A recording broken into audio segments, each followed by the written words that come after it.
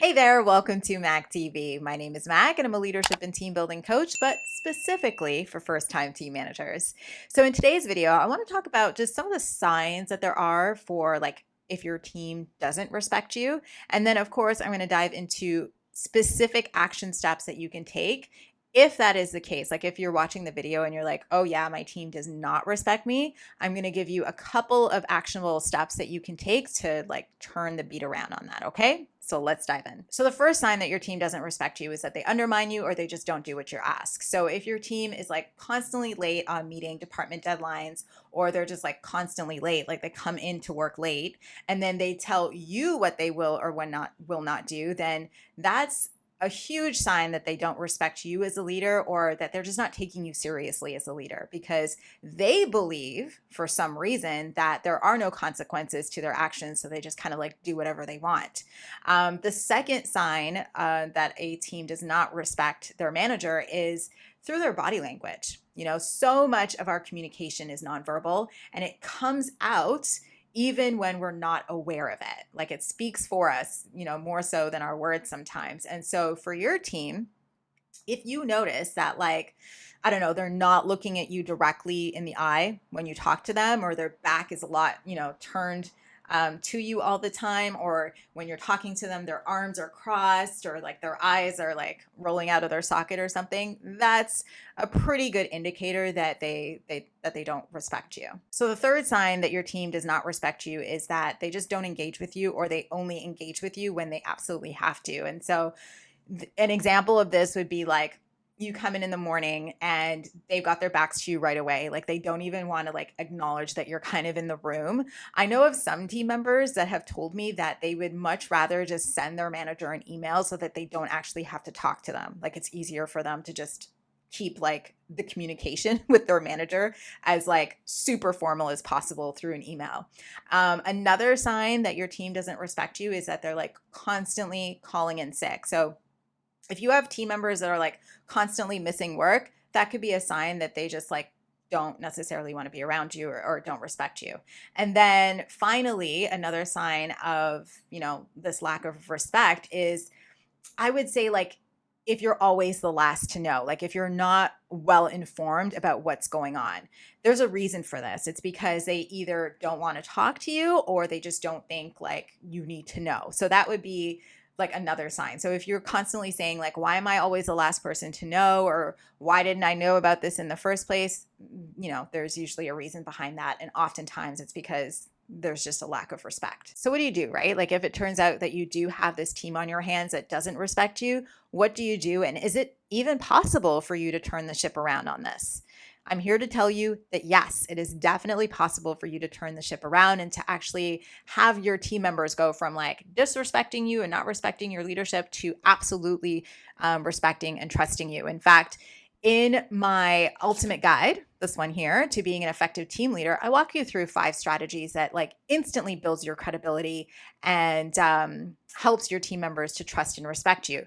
So I definitely want to suggest that you download this, but for the sake of this video, I'm just going to talk about a couple things that you can do to, like I said, turn the ship around if it is the case that you have this team on your hands that doesn't respect you. Okay. So here's what you got to do. So the very first tip I want to share with you in terms of how to earn respect as a leader is that you have to lead by example. If you want your team to respect you and to respect your role, then you have to do the same, which means you got to take your job seriously as well.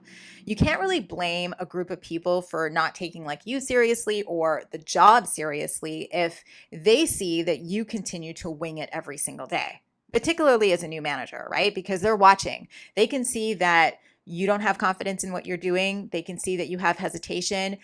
They can see the mistakes that you're making. And they can also see that it's not getting better, which is indication that you're not developing your skills. Right? That's the message that you're sending them. So if you're sending them a message that you're not taking your role seriously, then why should they?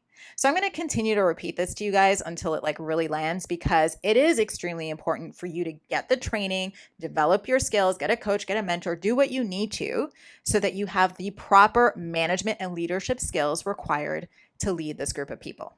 So my second tip in terms of how to earn respect as a leader is to admit and then take ownership of your mistakes, because nothing breeds disrespect like a leader that is quick to point blame when things go wrong, but will happily accept praise when things go right. You know what I mean? I have this free Facebook group. It's a private Facebook group called the Awesome Sauce New Manager Crew. And in order to get into the group, you have to like answer 3 qualifying questions, so I can really determine whether or not you're serious about what we're going to be considering in the group. And one of the questions is like, what's your greatest struggle that you're currently facing? And someone actually wrote that their greatest struggle was dealing with an incompetent team. I got to tell you, I was a little bit like taken back by that for a number of reasons, because that's just like a really poor attitude. But I can almost guarantee that that team does like not respect that person, because the truth of the matter is that everything rises and falls with the leader. And so if you have an incompetent team, it's most likely because you set the conditions for it. It's kind of like on you. And I know that's hard to swallow because, you know, if you're a high performer yourself, as a manager, that's going to be hard for you to hear. It was hard for me to hear too, to think that if my team isn't performing well, that that's my fault. But the truth is it is, because if I haven't coached, if I haven't trained, if I haven't developed, if I haven't set up the processes and systems for them, if I haven't fired or had difficult conversations with people, then whatever I get is on me, because I didn't do the work required to set up the conditions for good work. You know what I mean? So I guess there's 2 things here that I need you to know.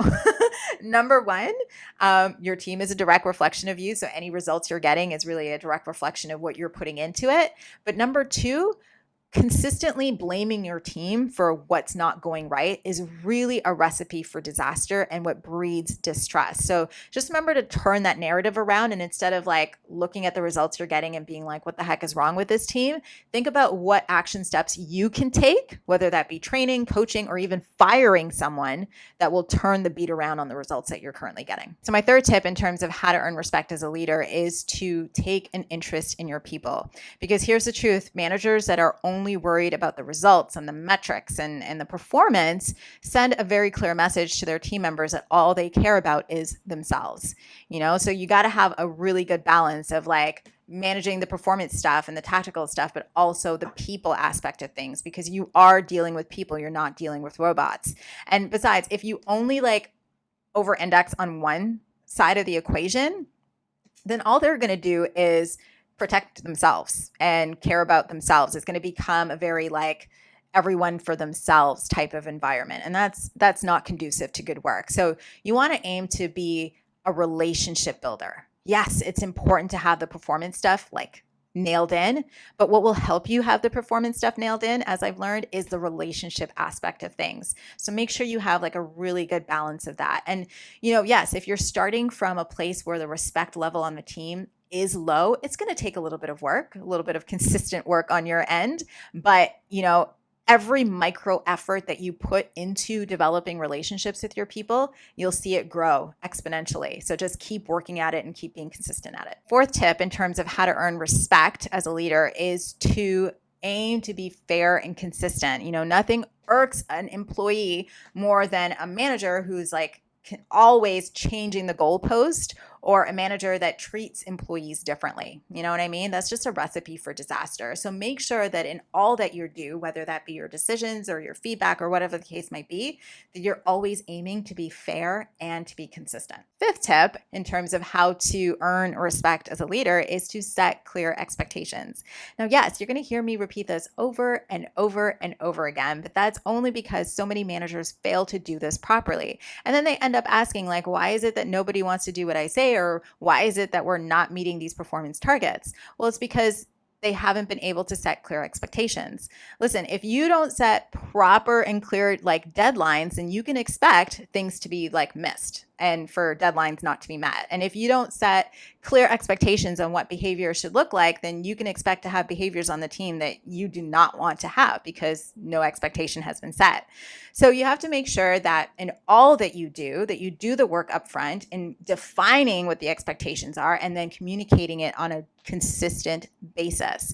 And what you do by like doing this, by setting clear expectations and then setting it and then, communicating it regularly, is that you're sending a message to the team. Because again, remember, team members are constantly looking at what you're doing. And so when you have these expectations, what they see is a leader.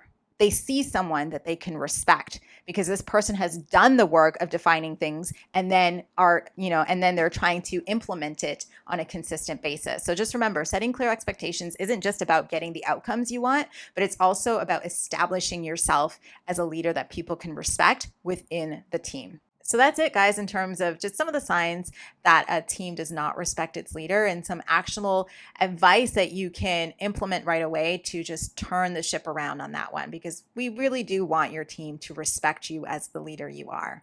So I hope you found this video to be valuable and insightful.